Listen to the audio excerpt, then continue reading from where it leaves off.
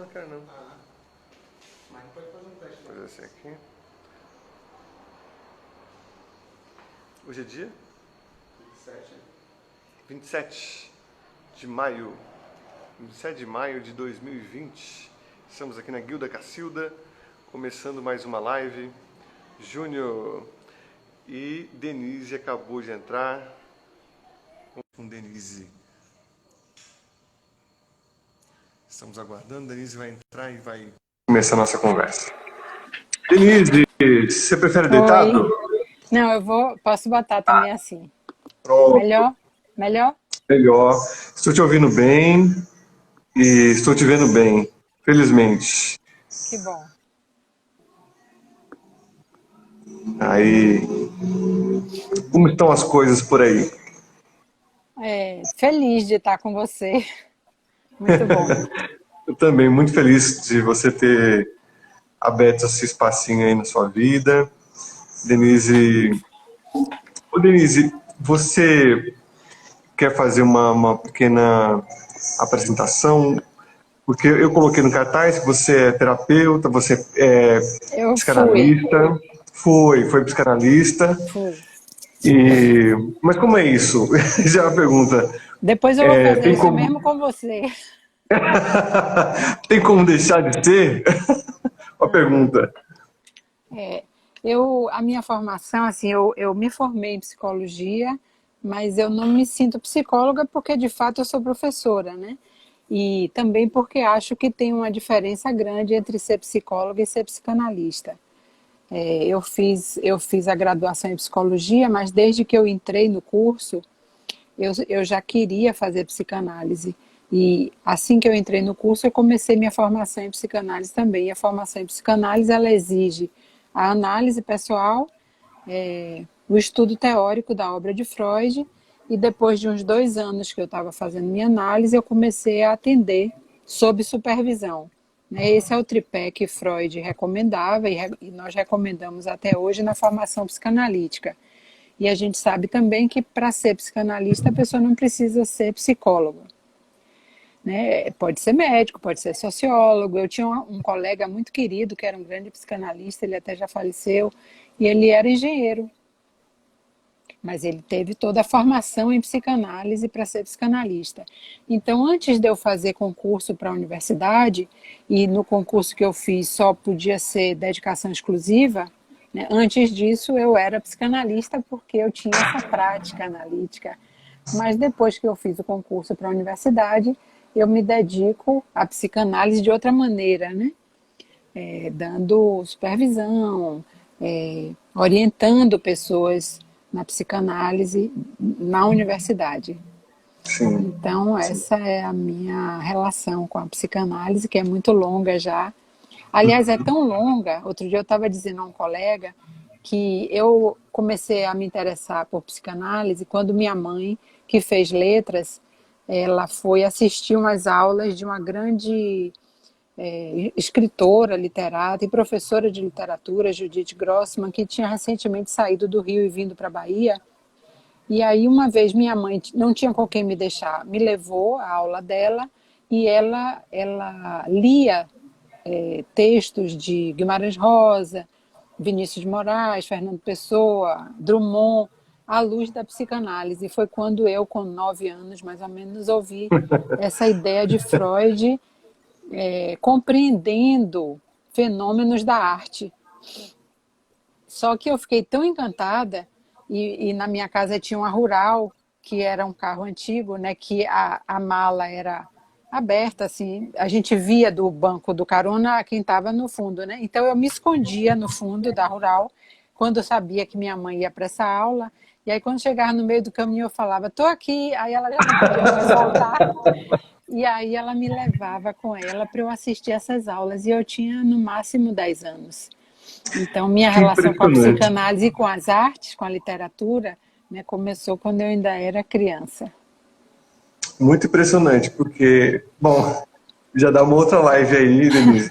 Mas, mas eu queria tocar num ponto para a gente engatar já a outra abordagem que eu fiz no cartaz, que é que você orienta trabalhos e é pesquisadora tanto da área de psicologia quanto de artes, né?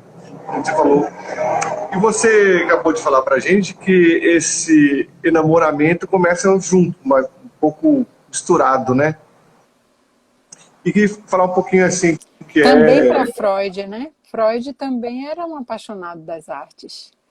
Quer dizer, certamente. embora a psicanálise, a meu ver, né, seja um desvio consciente da medicina, ele era um médico, Lacan era um médico, a maioria dos psicanalistas clássicos não veio da psicologia, né, eles vêm da medicina.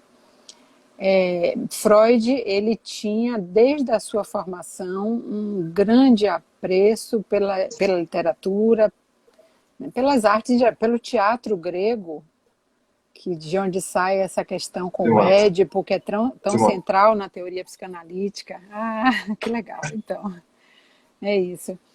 Nessa foto que eu lhe mandei, que foi uma brincadeira que eu fiz aqui em casa de uma selfie, sem querer, o que está em cima é a Ilíada, né, no livro, eu olhando assim para Homero. Então, Freud é um autor que ele foi atravessado completamente pelas artes. E é daí que ele também tira muitas conclusões, porque ele diz em muitos momentos, por exemplo, quando ele ganha o prêmio Goethe, ele diz que diante do artista, a psicanálise tem que depor suas armas, porque o artista diz muito antes aquilo que a psicanálise passa páginas e páginas tentando decifrar. Então também é da própria substância, digamos assim, da psicanálise, essa relação que é total com as artes. Ai, ai. Ô, Denise, e você acha, quando a gente estava conversando sobre esse projeto de normalidade e como a gente pode encarar uma possível desconstrução dessa normalidade, né? Então, a pergunta principal seria o que é ser normal, Sim. o que é essa normalidade, Ah. e se você puder já emendar nessa conversa que a gente está tendo sobre as artes nesse processo. Não sei se é uma questão muito ampla, É. mas Então, quando você fez o cartaz e me mandou, eu fiz algumas anotações que eu botei aqui na minha tela do computador, porque uma das coisas que eu faço, sabe, Fábio, quando eu vou estudar alguma coisa, às vezes eu digo isso a meus alunos e alunas, é sempre muito bom a gente pegar o termo que a gente quer problematizar, trabalhar. Essa é uma dica que eu sempre dou, procure a história daquela palavra, a etimologia dela. Não para a gente erigir isso como um monumento, como uma coisa fixa, né? Porque a palavra conhece muito, a língua é uma coisa, um sistema dinâmico, e a gente não tem a palavra como ela foi criada, né? No entanto, quando a gente vê a história daquela palavra, a gente compreende melhor a problemática que ela nos traz, né? Então, uma das primeiras palavras, quando você colocou os termos no cartaz, foi normal, a norma, né? Aí eu fui nesse dicionário aqui, que é o dicionário histórico.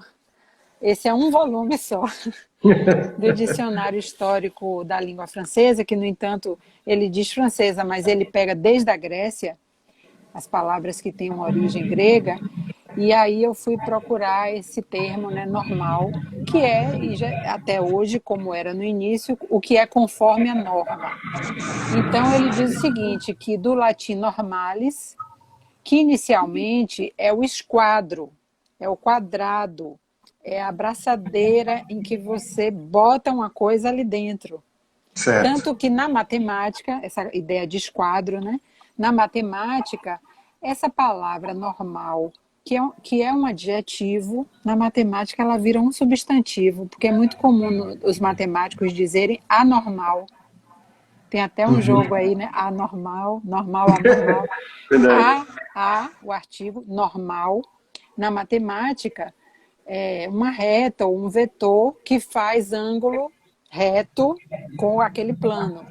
Então, na matemática, normal vira um substantivo Mas é sempre nesse sentido de que faz ângulo reto, de que estabelece um esquadro para que aquilo se encaixe. E aí toda a ideia de prescrição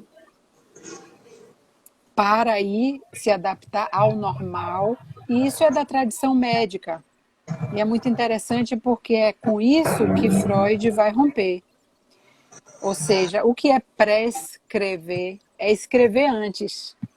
É colocar numa receita, num esquadro, aquilo que você vai dizer ao outro que ele deve fazer. Claro que tem a prescrição moral, né? Mas quando você pensa do ponto de vista da medicina, a prescrição é aquilo que você entrega ao outro, porque você sabe o que é que ele tem e você entrega para ele fazer aquilo, com as dosagens, quantas cápsulas por dia, quantas horas de intervalo, né? Quanto tempo vai durar. Então, ali dentro daquele esquadro, tem a norma e o que ele precisa seguir. Então, essa é uma das primeiras coisas que Freud se desliga da medicina, e o Renato Mezan, que é um grande historiador da psicanálise brasileiro, né? Ele fala no livro Freud, Pensador da Cultura, ele diz que Freud rompe com essa ideia completamente de normalidade, porque ele escuta as pessoas na clínica dizerem assim, eu estou sofrendo por causa de uma situação, digamos, familiar. E aí ele diz, como é que ele vai propor uma volta à normalidade quando é esta normalidade que adoeceu o sujeito? Então ele rompe com a ideia de retornar à normalidade, de um retorno, que também é uma palavra que você usou, né? De um retorno a um estado anterior. É impossível, porque é o estado anterior que produziu aquele sintoma, aquele sofrimento. Então não tem como voltar, só tem como ir adiante. Então essa ideia de norma, inclusive, tem uma dificuldade aí, porque ela participa de um sistema de pensamento absolutamente binário. É normal versus anormal. Né? E esse sistema binário é um sistema que a gente precisa romper, porque ele é datado, né? Ele vem de uma redução do nosso pensamento que está localizada no século XVII. Foucault trabalha isso em As Palavras e as Coisas, e essa ideia de que a gente tem que ser ou uma coisa ou outra, no caso, ou normal ou anormal, isso não faz nenhum sentido, a não ser dentro de um sistema muito cartesiano de pensamento. Mas você ia falar alguma coisa. Não, quando você estava falando, me veio a lembrança, a discussão do Bourdieu sobre seriedade, que também tem essa mesmo sentido, né? Sim. De alguma coisa que é em série, né? Então você tem, quando você fala da forma, né? Você produz algo que você sabe o que esperar daquilo lá. Agora, colocar os humanos nessa forma, na psique nessa forma, faz o estrago que faz, né? E série no sentido de você reproduzir, né? E é por isso que Bourdieu, como você bem lembrou, né, ele trabalhando sobre isso, ele vai dizer que o sistema escolar é um sistema de reprodução, de conservação, né, e não de, vamos dizer, de revolução ou de insubordinação. Porque o sistema escolar tradicional, ele pretende fazer série. Aliás, era assim que a gente falava, primeira série, segunda série, terceira série, né? Não pode pular de série. Pular seria uma coisa extraordinária, muito anormal, né? Contraria a norma do sistema escolar. E a gente não precisa pensar assim, nem da maneira binária, nem dessa maneira prescritiva, que vai dizer o que pode, o que não pode, o que é adequado, o que é inadequado. Esse é um sistema muito redutor da complexidade humana. Inclusive, essa ideia de seriedade, se a gente for pegar, voltando a Freud, né? Freud vai dizer assim, nessa relação que ele vê do artista com o cientista, ele vai dizer que tudo isso é uma experiência da nossa infância, de nossas primeiras relações com o mundo, que é de perguntar por quê, que é de brincar, e ele diz brincar com muita seriedade. Tem um Sim. texto dele que ele fala sobre o artista, em que ele diz que o artista é aquele ou aquela que, como a criança, que conserva como a criança a seriedade do brincar. Então, essa ideia de que a arte é uma certa recuperação de uma experiência infantil, no melhor sentido da palavra, né? Em que a gente brinca com coisas com muita seriedade. E que com aquilo a gente reconstrói um mundo e mostra de outra maneira aquilo que são nossos conflitos, né? Nossas dúvidas, nossas angústias diante de um mundo que é muito avassalador quando a gente é criança. Isso é muito presente no teatro. Alguns teóricos do teatro vão observar essa seriedade do jogo. O jogo, Isso. ele é sério. É. E no E jogo está tem a regras, oportunidade. né? E tem O regras, jogo tem regras. Quando você entra, você aceita as regras e você tem que trabalhar como aquilo é a realidade. Mas também te coloca na possibilidade de criação, né? Possibilidade criativa, de criação de outras possibilidades, né? Sim.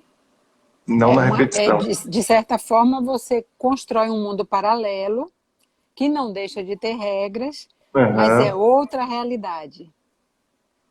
Ou seja, a gente tem muitas realidades. Não existe só uma realidade, né, na vida. A gente tenta viver, para não se angustiar muito, como se só houvesse aquela realidade. Mas a vida é composta de múltiplas realidades. Denise, então eu acho que aqui daria para a gente começar a falar dessa normalidade que a gente chegou até a pandemia, essa enorme crise que a gente está vivendo, né?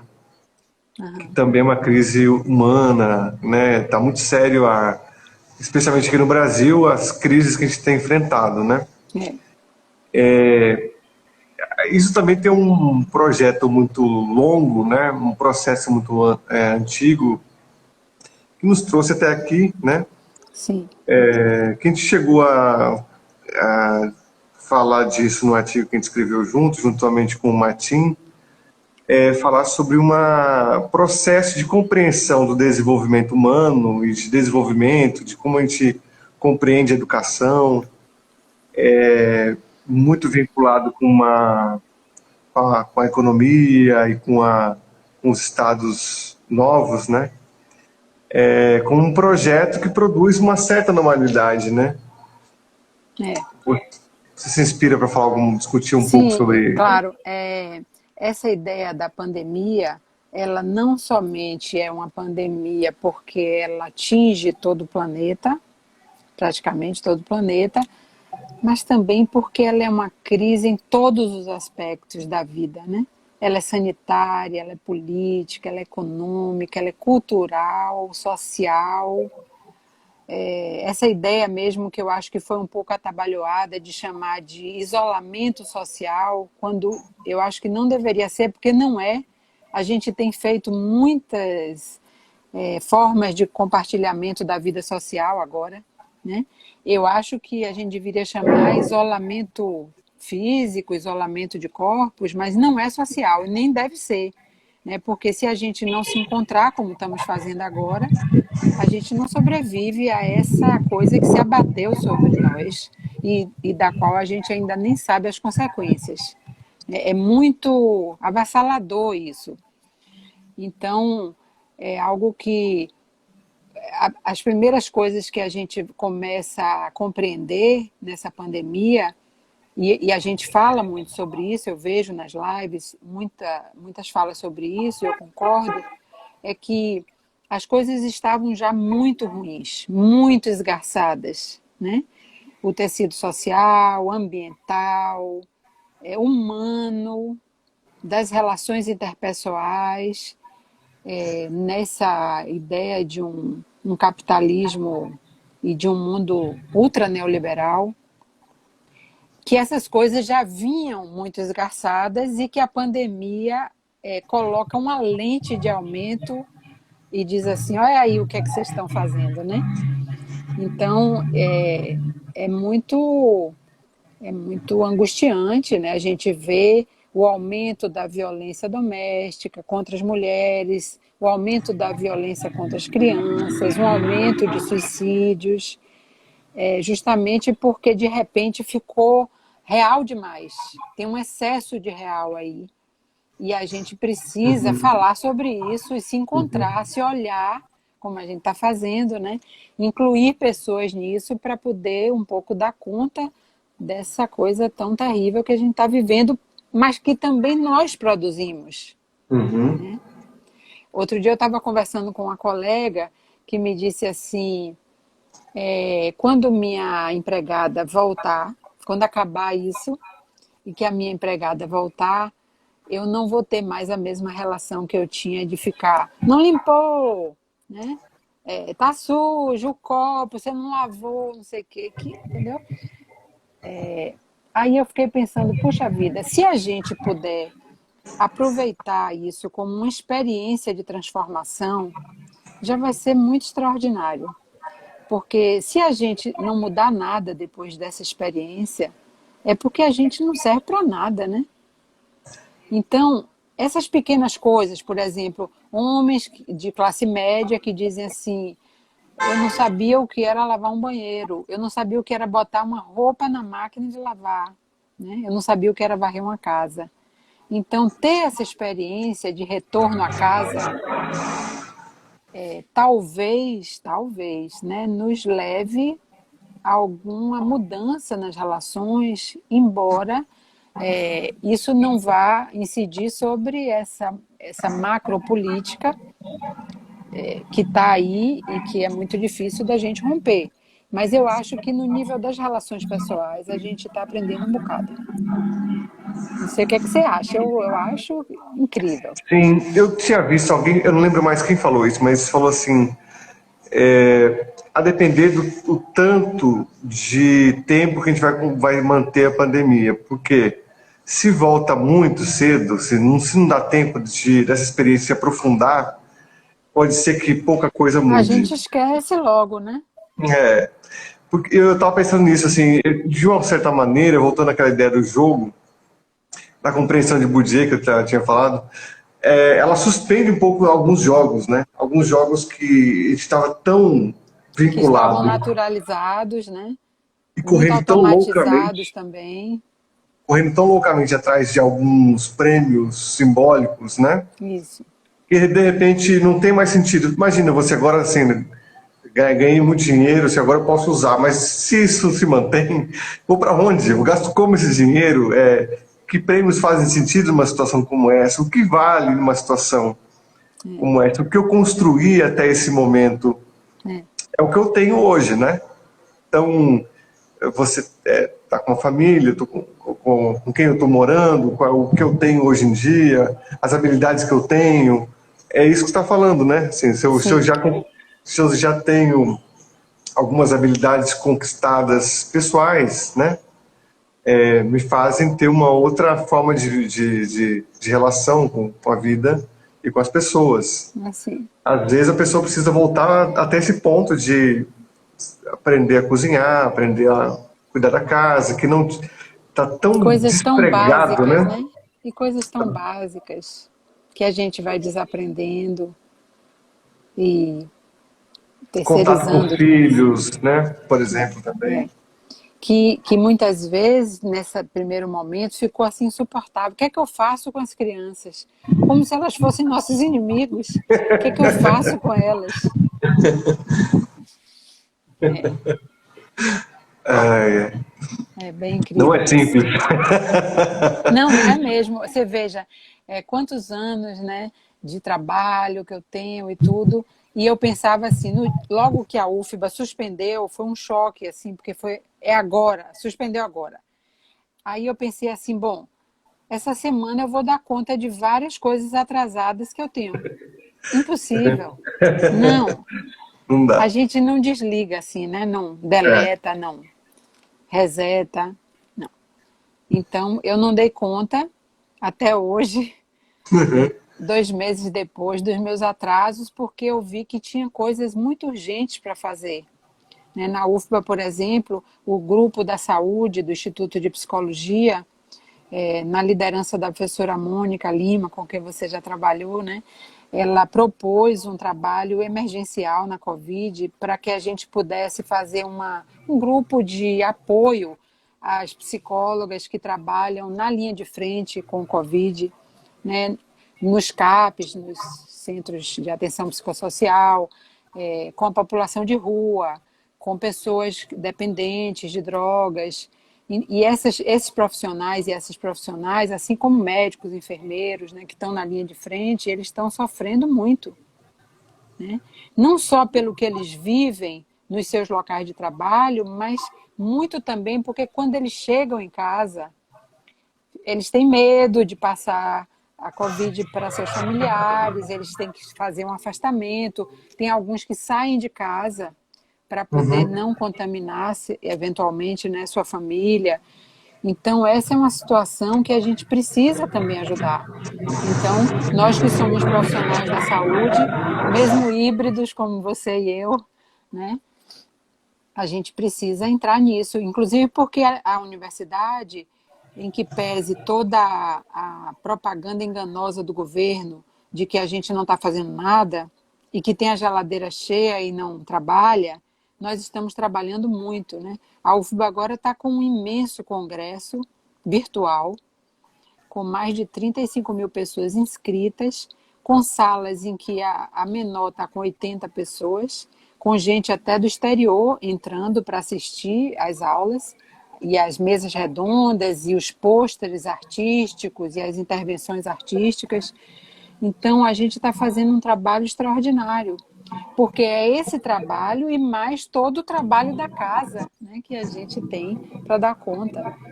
Isso é uma experiência que a gente nem sabe calcular. Né? E é isso, Denise, voltando talvez um pouco, é isso que você está falando, juntando com o tópico que a gente começou, é a produção de novas realidades, de outras possibilidades, né? Sim, A gente estava comentando antes disso que a gente acaba um pouco aprisionado num mesmo discurso, numa mesma linha de força, que produz tanta doença, tanto falta de sentido na vida, isso. e com um discurso de ódio tão cotidianamente presente no Brasil, E estimulado, né? o adoecimento aumenta, né? Aumenta a nossa dificuldade. E aí, movimentos Principalmente como para esse, quem está muito acostumado a ver a mídia tradicional. Porque esse discurso é constantemente repetido, repetido, repetido. As coisas do governo federal, que são catastróficas, na minha opinião, e que tem feito muito mal. E é uma coisa crescente. A gente hoje está numa situação em que tem uma parte da Polícia Federal com o Moro, outra parte da Polícia Federal com o presidente, que eu tenho até dificuldade de dizer o nome, e uma guerra insana nessa coisa de ódio. Você vê que eu acho que não tem nenhum país do mundo em que tenha um presidente que não tem nenhuma palavra de consolo, de acolhimento, de pesar por essa catástrofe que a gente está vivendo. Eu nunca ouvi ele ter pesar por isso. Ele dá uma palavra de conforto às famílias. A gente não vê isso. Isso é muito impressionante. Pelo tem um, contrário, né? Essa questão assim de a economia tem que sair para trabalhar, para gerar dinheiro, né? Parece que não cai a ficha, sabe uma que, crueldade, né? Um sarcasmo, muito triste, realmente. né? É aí que E a tiver gente precisa fazer alguma coisa em relação a isso. isso, né? Porque nós somos educadores, então a gente precisa alimentar a nossa juventude com outras ideias e não deixar essas pessoas jovens se perderem nisso. Não é uma questão de salvação, né? Mas é de nossa responsabilidade com esses e essas jovens de reconstruir em outras bases nossas relações. Com exatamente. respeito, solidariedade, compaixão, empatia, amor, inclusive, né? E aí, Denise, você fala que você tem duas imensas possibilidades nas mãos, da arte e da psicanálise, que trazem propostas muito sensíveis, né? Uhum. De relacionamento, de lidar com a diferença, com o outro, com as possibilidades. Nesse momento, realmente, as artes estão sendo chamadas, convocadas para a Ah, sim. produção de outras possibilidades, né? Isso é uma outra coisa muito incrível, né? Porque as artes e as humanidades estão sendo muito atacadas, justamente no Ministério da Educação, e a gente não vive sem as artes, porque as lives dos artistas, né? O teatro se reinventando nesse modo digital, e são as artes que dão alegria e nos sustentam num período como esse. Como é que a gente acaba com isso e acaba os modos de produção da arte? E também na universidade isso, porque a gente vê que ultimamente, por exemplo, as bolsas de iniciação científica, agora o CNPq diz que só vai investir em bolsas para ciência e tecnologia, e que as bolsas de humanidades, e as artes estão dentro desse grande campo das humanidades, que vão ser dadas, elas precisam se submeter ao regime de CIT, da ciência e tecnologia, e mostrar que elas estão a serviço da ciência e tecnologia, ou seja, um caráter instrumental das humanidades, e isso é perder, de fato, o que é o campo das humanidades e das artes. Pelo contrário, a gente precisa recuperar a ideia de que as artes, isso é uma ideia muito antiga de um filósofo brasileiro que faleceu há poucos anos, que é o Hilton Japiaçu. Ele é um estudioso de Foucault, estudou lá, inclusive, né, na França, e quando ele vai ver a arqueologia que Foucault faz, sobretudo em As Palavras e as Coisas, e quando Foucault retraça a formação europeia da Idade Média, Japiaçu vai dizer que a nossa educação carece justamente das artes como propedêutica. Ou seja, é um nome assim estranho, né? Porque é um nome grego, propedêutica no sentido de apresentação e de preliminar de uma educação universitária ou uma educação mais técnica. O que precisa antes é uma formação em artes para todas as formações, né? Ele propõe isso, e essa é uma ideia que ele vai recuperar, Foucault recupera, das ideias medievais de trivium e quadrivium, que são as artes liberais, as artes na época dos homens, né, porque eram os homens que iam estudar, as artes dos homens livres.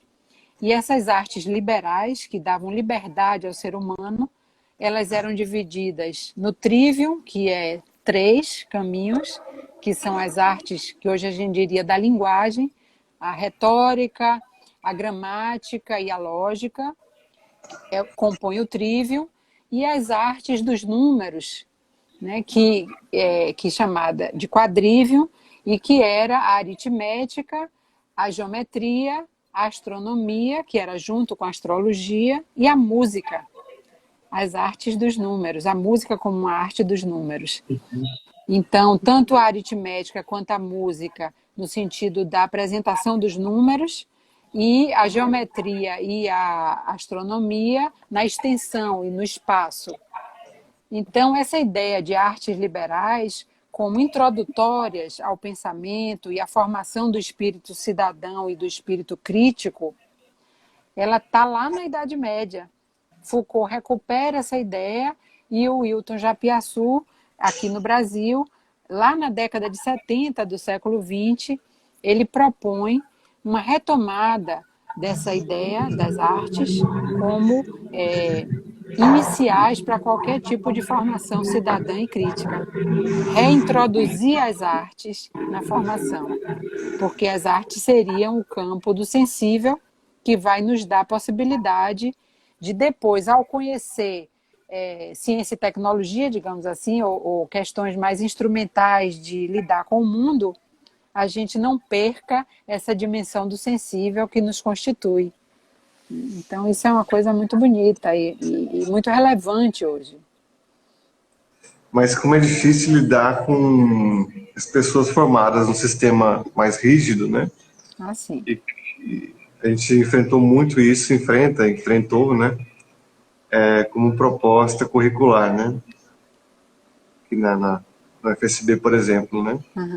É Pessoas por que isso que eu vêm... queria, quando você colocou aí, que você falasse também um pouquinho da sua experiência, né? Porque você é psicólogo e é artista, e você trabalha na UFSB nessa interface também, né? Da arte e da ciência, da saúde, da arte, e ainda mais com essa proposta da Guilda. Fala aí um pouquinho sobre isso. Então, começar pela UFSB, que tem na sua formação, a, um ano introdutório, que é comum a todos os estudantes que entram na universidade, que é a formação geral, que está, infelizmente, sendo discutida para uma reformulação que visa a destruição desse projeto, mas a ideia inicial é de trazer essa abertura para o sensível, né? Tem um componente curricular, experiência do sensível, que a minha experiência mostra assim, que alguns professores, alguns colegas não gostam da ideia, da proposta, e vão para esse componente com muita má vontade, uma certa raiva, rancor, não sei como é que é isso, e, e acabam tendo uma experiência muito ruim. Alguns estudantes passam por uma experiência muito ruim com estudantes que não... O Caio Rudá, inclusive, está comentando aí que não tem mais nosso colega aqui, que a formação geral foi para água abaixo. É, Eu tive a experiência como sala de aula com esse componente, achei fantástico. eu também tive, né? Porque eu estive aí no início da UFSB Sim. e a gente trabalhou esse componente. Ele é extraordinário, né? Você tem essa experiência também. Os estudantes saem profundamente marcados, mas a gente precisa, junto com eles e elas, desaprender uma outra forma de lidar com a educação para poder incorporar essa forma que é mais simples, mas tão afastada pela educação formal, né, que é a experiência do sensível. Porque, de fato, É, a gente fica anestesiado e o que a gente propõe no sensível é se extasiar, digamos assim, né? Sair da anestesia para se isso. reencontrar com essa matéria que é a nossa do sensível. Então, É bem Denise, difícil. para mim, assim, eu tive uma facilidade por conta dos exercícios da formação em teatro. E eu acho que no Brasil, o teatro amador é bem assim, herdeiro dos trabalhos de Boal, dos trabalhos do teatro amador no Brasil, que trabalham com propostas de sala de aula, de pedagógicas muito próximas do que o componente trazia, né? De Sim, porque trabalhar trabalha com jogos, com isso. brincadeiras, né? E as percepções percepções táteis, visuais, sonoras, né, enfim, auditivas.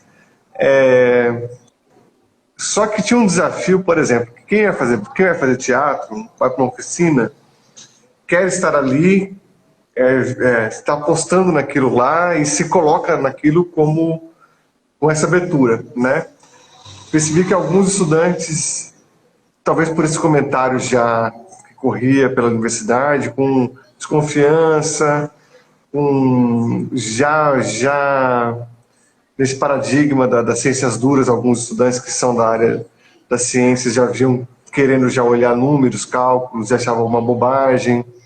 Então, ter um trabalho primeiro de conquista de um ambiente, de construção de um ambiente de confiança e de criatividade que demora para acontecer, É. mais do que um trabalho de teatro, né? E a gente usa as mesmas ferramentas quase, só que as pessoas estão mais disponíveis, mais abertas, confiam naquilo, querem aquela experiência.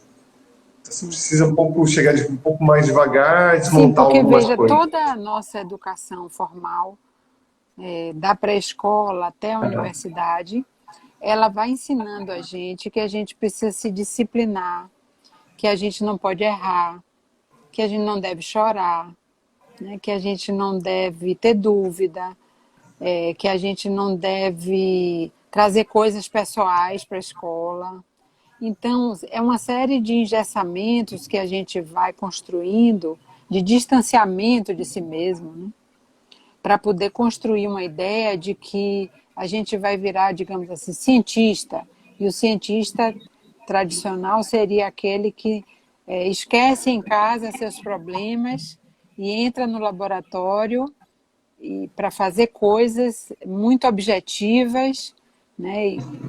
Quer dizer, isso não corresponde, é uma ideia muito antiga de ciência e a gente perde na formação acadêmica essa possibilidade de explorar o sensível na formação e para a formação crítica e cidadã. Então eu via, por exemplo, pessoas dizerem assim, eu não quero entrar nessa aula não porque eu posso chorar. Sim, mas por que não chorar, né? Se der vontade de chorar, qual é o problema de chorar?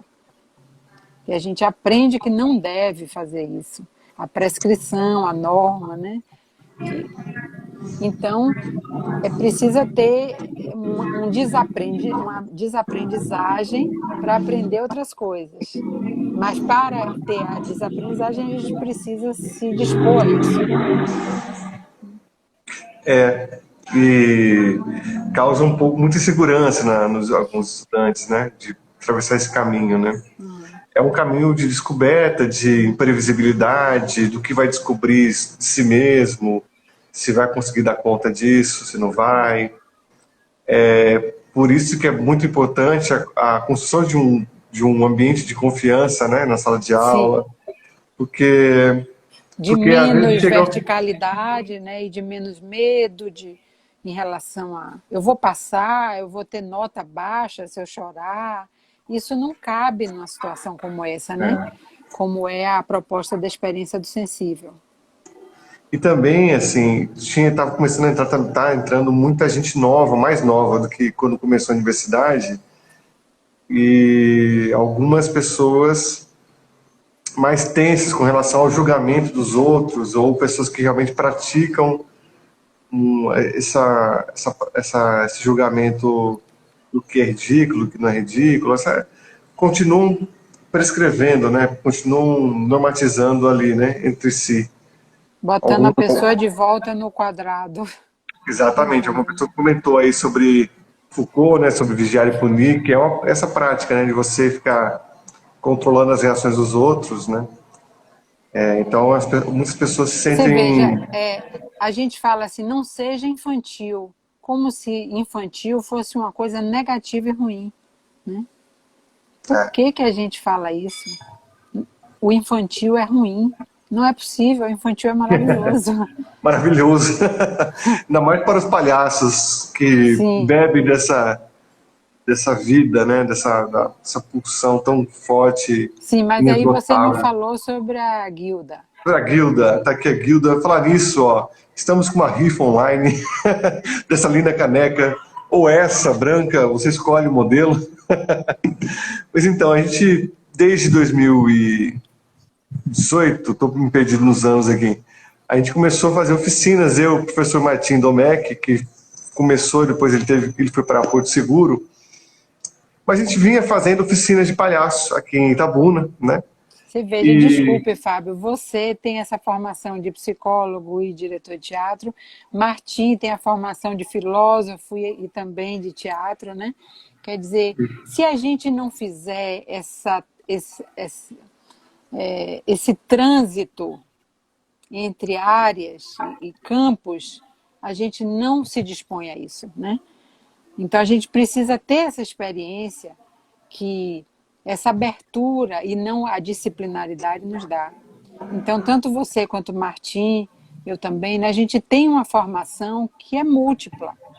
E essa formação era a única formação até o século XVII, se a gente for falar, né, naquilo que nos constitui, né, no Ocidente como pensamento sistematizado. Então, da Grécia até o século XVII, o que a gente tem como formação, Foucault também fala isso lindamente, é um sistema muito mais amplo, porque ninguém perguntava no Renascimento aos artistas se eles eram cientistas ou artistas, eles eram tudo isso.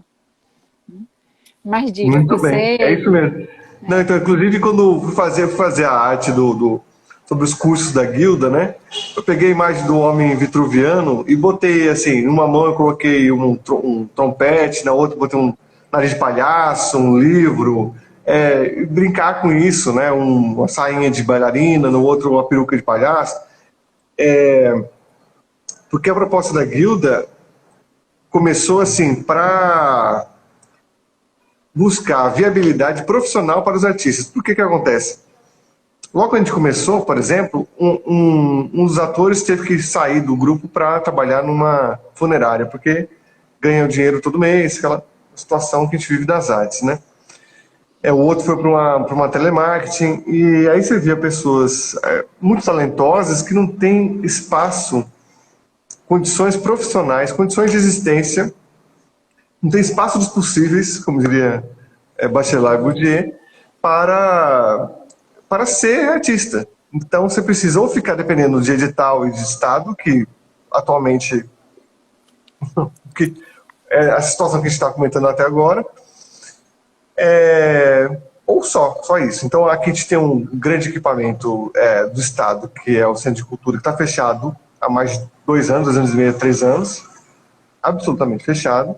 E a prefeitura abriu um espaço longe, distante, chique, caro, absurdamente caro, que foi a obra, que a pauta para um artista local para apresentar lá é de R$3.000. Então, você não tem nem onde ensaiar, as pessoas não têm onde se encontrar para fazer arte, para fazer a sua obra, não tem espaço de Inclusive encontro. porque, pelo que você está dizendo, a pessoa passa o dia na funerária ou no telemarketing, vai de noite para a universidade e fica exausto, né? Exatamente, exatamente. E aí se tem assim, a arte se estabelece como hobby, né? Porque você não pode fazer isso como profissão, porque não tem espaço, não tem. E aí a gente não tem os meios de produção para isso. A gente não tem o teatro não tem o teatro, né? O artista do teatro não tem isso para fazer. Então fica na dependência desses mecenas, né, que não tem interesse.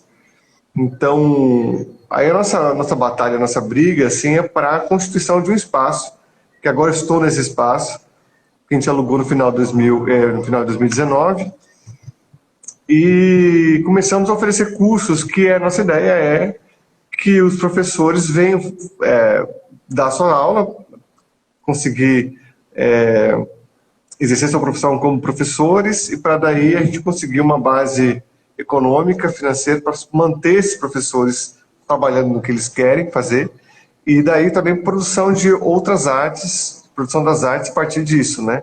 De uma sustentabilidade dentro da sua profissão. Então, nossos planejamentos eram esses até a pandemia aparecer, mas assim, a ideia é que a gente consiga atrair mais e mais artistas de outras áreas.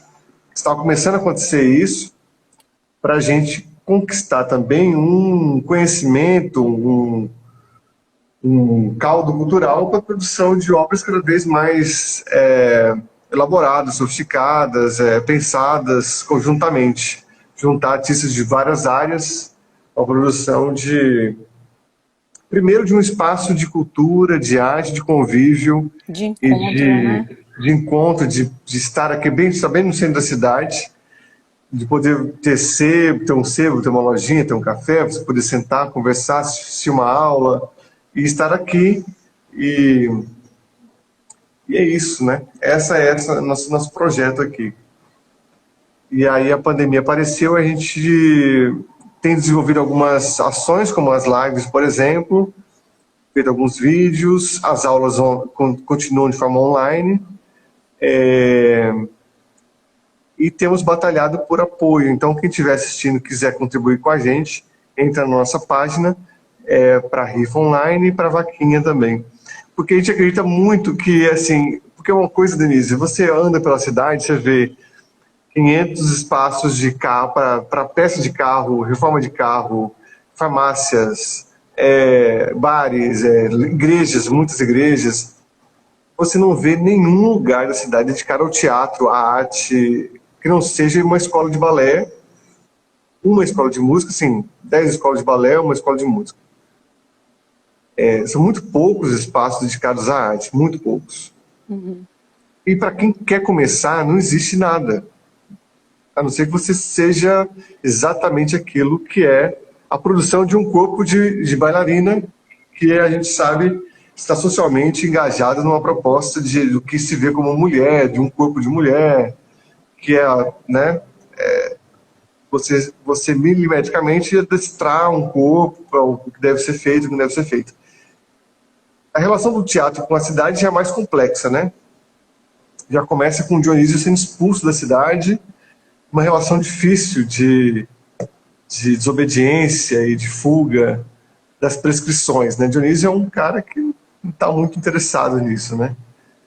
Então o convívio não é muito simples, mas a gente tem muita esperança que uma ideia muito boa precisa acontecer. E você engaja a família toda, os meninos, todo mundo. Tá muito todo bom. mundo. Muito Maiana pensa nisso muito. Os meninos fazem muitas coisas. O Luiz, a gente tem feito trabalho também no hospital, de palhaço. Sim, era isso que eu ia dizer. Você junta isso com a sua formação aí, que você é professor na área de saúde também, né? Exatamente. Eu tive uma experiência aí nos terapeutas do riso durante 3 anos, né? Então, aqui quando eu fui dar aula na área de saúde, os estudantes queriam essa experiência na área de saúde, né? Do palhaço no hospital. E aí eu comecei a oferecer formação para isso. E aí agora a gente conseguiu fazer, associando-se com o GAC, que é Grupo de Apoio às Crianças com Câncer, e fizemos antes da pandemia. E foi realmente muito bonito, muito, muito intenso e importante esse trabalho. E é incrível porque, além de ser bonito e intenso, ele é curativo, né? Porque tem muitos estudos mostrando que, por exemplo, eu tive dengue hemorrágica há 10 anos. E quando eu estava internada, o meu médico, que é um médico, inclusive colega nosso da UFBA, infectologista e um cara muito assim da medicina alopática, ele falou assim para mim: não quero você sem dar risada, porque isso atrapalha o tratamento. Então, se a gente perde a alegria, né, na doença, e não é difícil isso acontecer, né? Se você não conserva a brincadeira e a alegria, aí é que o tratamento desanda mesmo, né? Então, é muito evidente o papel das artes também na situação de sofrimento e de saúde para o tratamento. E, por exemplo, no caso de crianças pequenas, a gente sabe que isso diminui o tempo de internação, diminui o período em que a criança fica mais debilitada. E isso é uma coisa que já está demonstrado, né?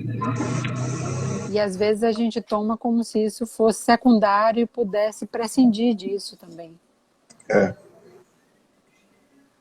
E eu acho que isso você falou é uma coisa que é muito profunda, assim, que é você entender também como é a nossa proposta de que eu vi isso também num grupo francês de trabalho no hospital, que é o Le Rire Médecin, que a compreensão deles assim que o palhaço no hospital não é somente o riso, né? O riso é uma das possibilidades. Isso. E isso é muito exigente para o profissional, muito exigente, porque a gente também vê muitas pessoas fazendo trabalhos que aí se confunde uma coisa meio cristã, religiosa, com a falta de preparo técnico para fazer o palhaço. Então, algumas pessoas forçando ao máximo qualquer coisa que pareça um riso. Ó, a Maiana, que é médica, está dizendo que aumenta a imunidade, né? Então, olha lá. Eu perdi já os comentários aqui. É, a gente perdeu um bocado de coisa, porque eu vi passando aí, mas você Sim, disse que a gente vai gravar isso, né, para sim, poder. sim, vamos.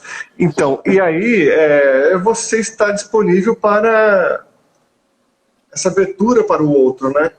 E não é simples, né? Você se abrir para o que acontece. Você nunca sabe o que tem no outro quarto, no corredor, o que vai aparecer.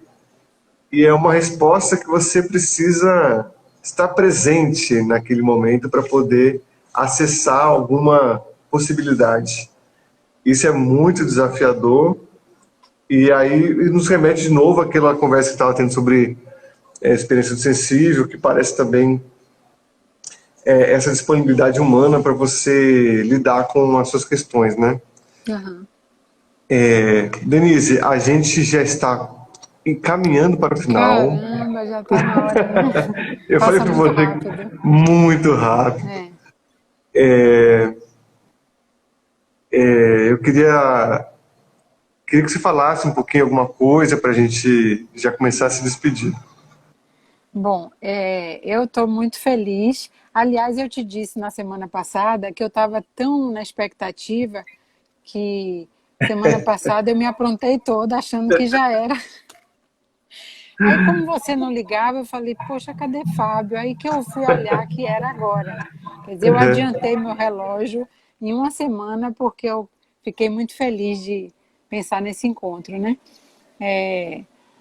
Me faz muita falta estar com você, a gente trabalhou junto tanto tempo.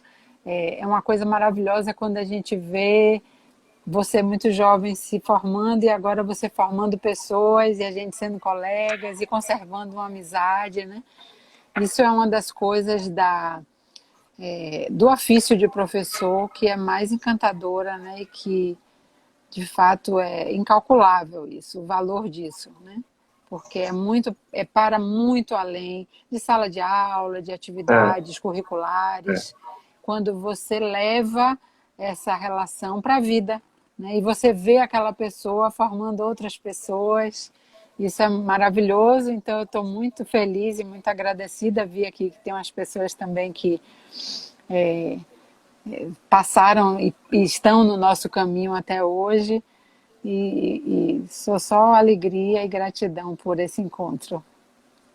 eu também queria agradecer muito a sua disponibilidade, a sua imensa competência, porque assim, uma coisa que eu tentei colocar lá no agradecimento da tese é isso, né?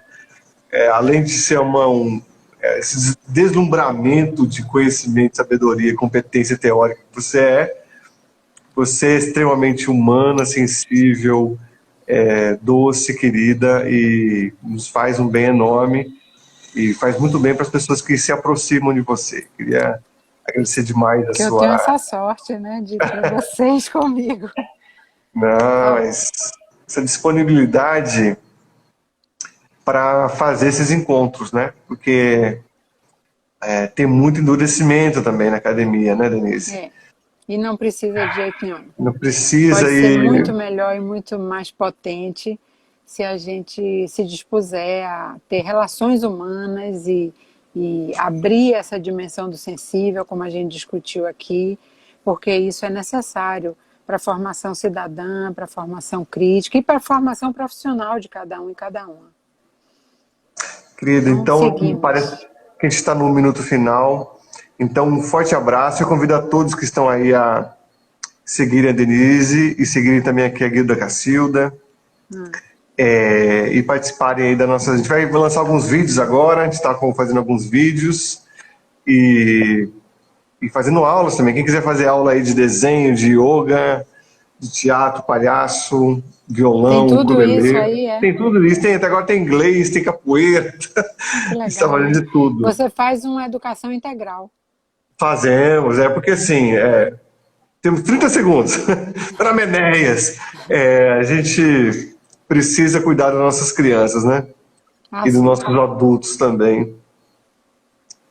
Querida, um beijão. Um beijo grande para todo mundo. Obrigada por estar conosco aqui, esse pessoal todo, alunos, ex-alunos. Que lindo. Adorei. Obrigada. Também. Beijão, se Beijo. cuida. Você também.